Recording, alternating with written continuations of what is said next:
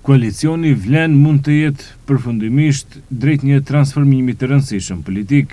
Pas takimit të fundit në Kosovë me kryeministrin Albin Kurti, krerët e këtij koalicioni kanë arritur një dakordsi paraprake për shndrimin e vlenit në një subjekt të vetëm politik.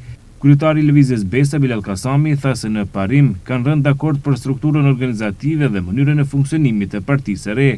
Edhe para kryeministrit të Kosovës kish një dakordim që vleni duhet të bëhet një subjekt politik. Kishte një dakordim paraprak edhe për strukturën e vlenit, edhe për formën e vendimarrjes, për disa çështje, po ashtu edhe për përcaktimet programore dhe për disa çështje të cilat kanë të bëjnë me konceptin dhe orientimin e subjektit të ri.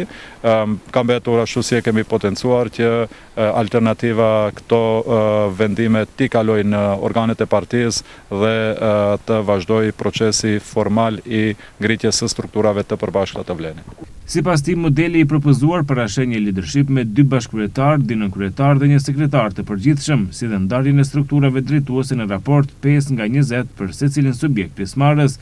Kasami theksoi se tashmë pritet që alternativa të kalojë këto vendime në organet e saj partijake në mënyrë që të vazhdojë procesi formal i krijimit të strukturave të përbashkëta të koalicionit vlen. Bëhet fjalë për një dakordsi paraprake që të ketë, domethënë, leadershipi të jetë me 2 kryetar, 2 bashkëkryetar, me 2 nënkryetar, sekretar general dhe pjesa tjetër organizative.